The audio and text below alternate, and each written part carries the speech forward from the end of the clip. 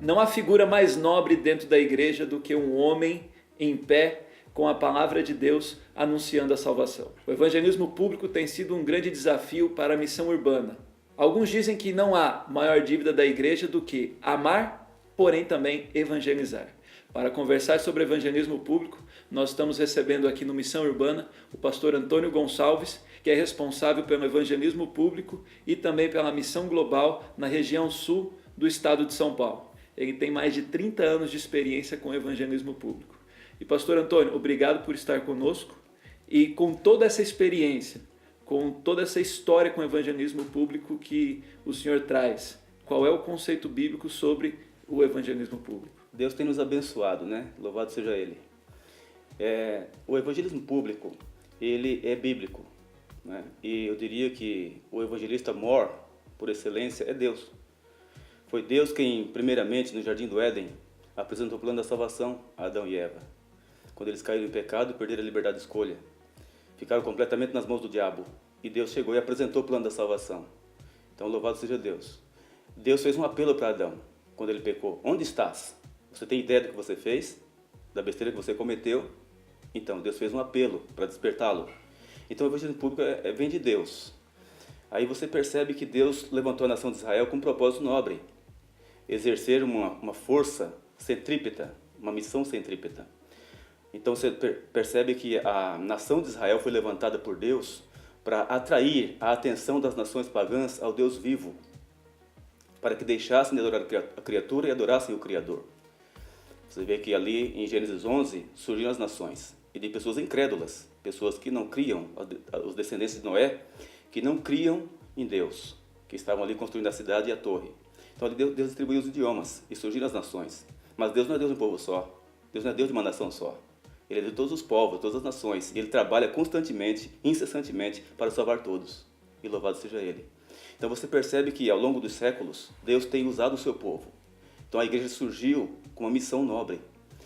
E você percebe também que no dia de Pentecoste, o que Deus fez? Derramou o Espírito Santo, né? Ensinou os discípulos a falar a língua das nações, para que as nações, onde o Evangelho não tinha chegado ainda, pudessem ouvir as boas novas de salvação. Né? E você percebe aí que Jesus Cristo, ele disse assim, o Espírito do Senhor me ungiu para evangelizar. Né? Então ali em Lucas 4, versículo 16 em diante, ele diz, olha, eu vim para evangelizar. Aí você percebe também que Jesus, depois da ressurreição, apareceu para os discípulos, deu uma comissão. Disse assim, olha, ide por todo mundo, né? Ide e fazei discípulos de todos os povos, todas as nações, e batiza o povo. Em nome do Pai, do Filho e do Espírito Santo. E ensina o povo a guardar todas as coisas que eu vos tenho mandado. E eu estou convosco todos os dias até o fim do mundo. Então a igreja tem uma missão. Só que depois de Cristo, após a sua ressurreição, a missão não foi mais centrípeta, mas centrífuga. Ou seja, agora vocês vão até as nações. Primeiro, a nação de Israel deveria atrair, né? Através da obediência, através da devoção, iria prosperar de tal forma que chamaria a atenção das nações pagãs ao Deus de Israel. Agora Jesus mudou. Só vocês vão até as nações.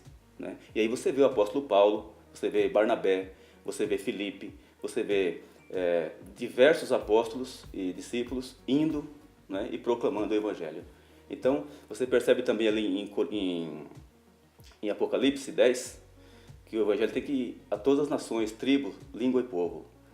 E você vê em Apocalipse 14, né, ali a tríplice mensagem angélica, também a mesma coisa. Então o evangelismo público ele é bíblico. Né? E Jesus foi o evangelista por excelência, né? Pregou para multidões. Nessa história, é fantástico ver como Deus usa homens e mulheres anunciando a salvação, chamando as pessoas, apelando as pessoas.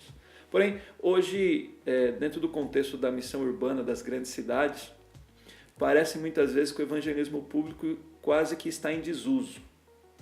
Por acaso, no nosso tempo, o evangelismo público ele caiu em desuso pela dinâmica da cidade? Olha, eu creio que não. E falo isso pela prática. Eu estou na cidade de São Paulo, uma cidade muito grande. Numa das áreas mais populosas de São Paulo. Uma das áreas mais populosas, né? Onde também tem muitas igrejas, mas muitas igrejas, uma atrás da outra. Então é impressionante. E nós fazemos evangelismo público ali. Nós contamos exatamente com o Espírito Santo. O Espírito Santo tem trabalhado. Amém. Fortemente. Não somos nós quem levamos Deus às pessoas. Deus já está lá. Então essa é a verdade. Então Deus tem trabalhado nos corações. Entende? O ser humano, ele tem necessidade e Deus trabalha. E Deus desperta pessoas. E Deus precisa de alguém para ir até essas pessoas para ajudar no entendimento da palavra. Aqueles que foram iluminados devem ajudar aquele que está sendo despertado por Deus. Então eu queria repetir essa frase. Não somos nós quem levamos Deus às pessoas. Deus já está lá. Então nós fazemos parte de um processo da obra do Espírito Santo. Essa é a verdade. Então observe que ali em São Paulo, nós fazemos todo um preparo, né? Com antecedência. Com um ano de antecedência, a gente alinhava com o pastor, com o distrito. A gente trabalha a igreja, trabalha o campo, né? A gente, com antecedência, faz ações, promove ações sociais. E a gente coloca também os instrutores bíblicos com antecedência para trabalhar, integra o trabalho com a igreja. E aí então começa o trabalho de campo, as famílias começam a receber estudos bíblicos. E depois disso, a gente mobiliza a liderança da igreja, faz um preparo, um treinamento com a liderança da igreja. E aí, depois disso, a gente vai fazer a conferência. Então a gente distribui mais 10 mil, 15 mil convites ainda, passa carro de som, anunciando para todo mundo e reforçando os convites. E aí, quando chega o momento das conferências, nós temos auditório. E a gente faz 30 noites, todas as noites, em São Paulo. Né? Não é fácil. Então, você vê, caiu em desuso? Não. E cada distrito, nós não batizamos menos do que 120 pessoas. Amém. E bem preparadas. Então, não caiu em desuso, como alguns pensam, né? A verdade é que tem que ter coragem e confiar em Deus. Porque, humanamente falando, você fala assim, não dá certo. A correria de São Paulo, a dificuldade que o povo tem na mobilidade, né? Distâncias, né? A distância e o congestionamento, o trânsito.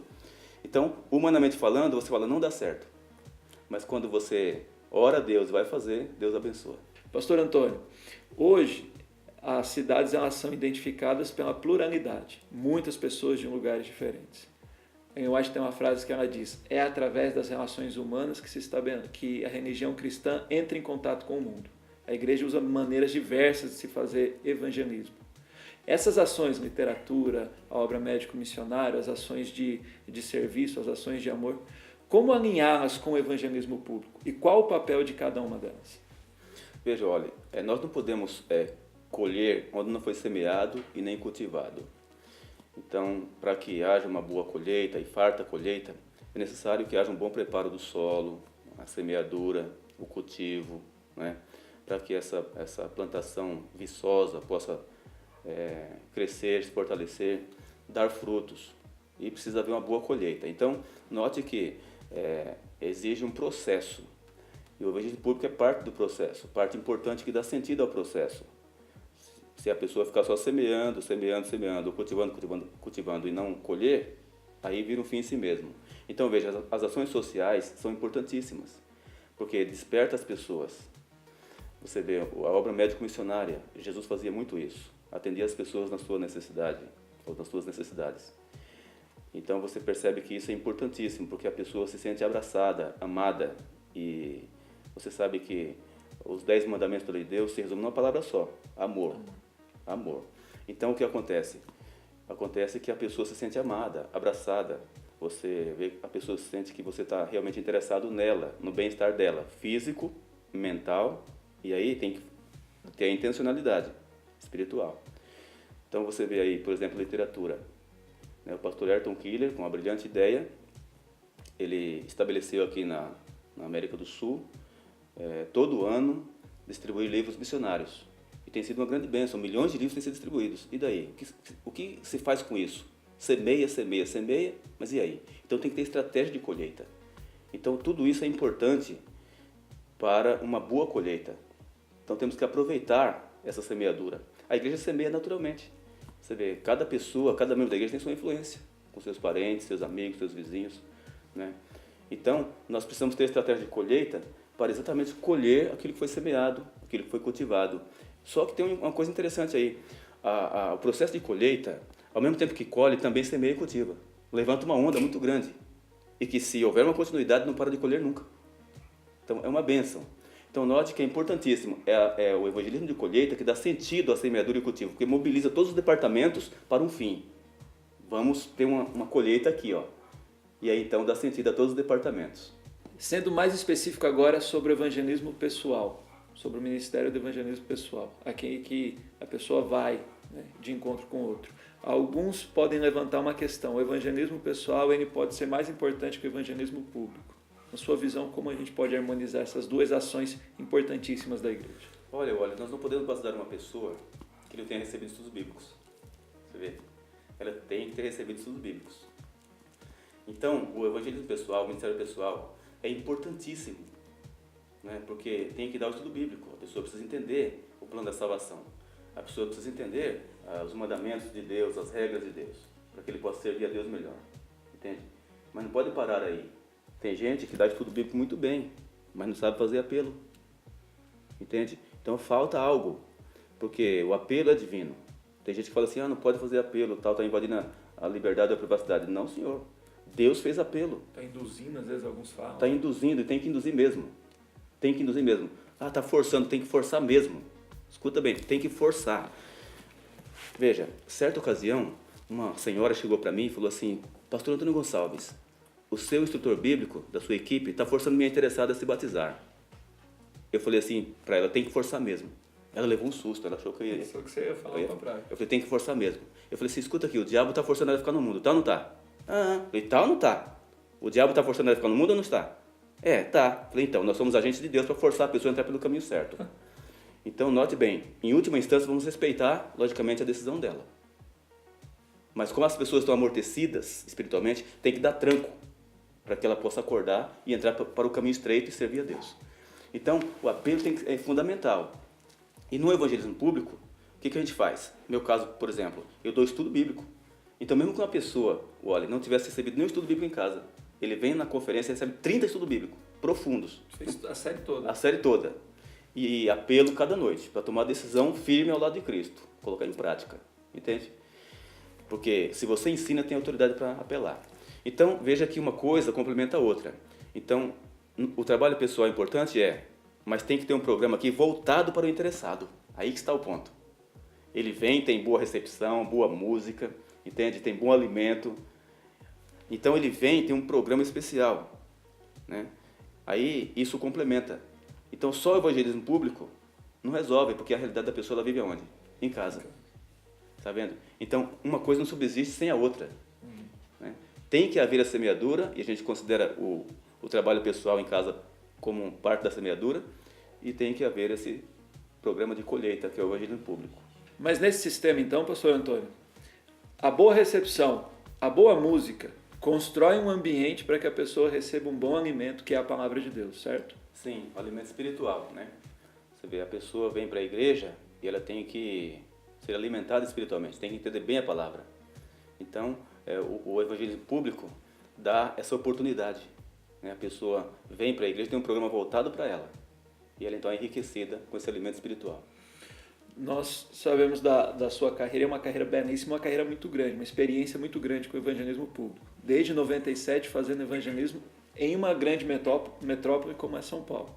Nesse tempo, muita coisa mudou na cidade. O que mudou na forma de fazer evangelismo público? As ênfases, né? A ênfase muda de acordo com o tempo e o lugar, e de acordo com a pessoa, com o público. Então você tem que fazer adaptações de acordo com a realidade. Por exemplo, aqui em São Paulo, você tem uma maneira de abordar. Se você vai lá para o Vale do Ribeira, você tem uma outra maneira de abordar, porque as pessoas são diferentes, são mais tranquilas, mais sossegadas. Então, o princípio permanece, não muda o princípio. Então, não houve mudança no princípio, nunca vai haver. Mas na maneira de colocar a palavra e de lidar com o público, é o que muda. Então, não teve mudanças bruscas em nada, a não ser a ênfase e a metodologia para a aplicação da palavra de Deus. Agora, para a gente encerrar, milhões de pessoas na região sul de São Paulo, dentro da cidade e do estado. Milhões de pessoas, milhares de igrejas numa área urbana muito pequena.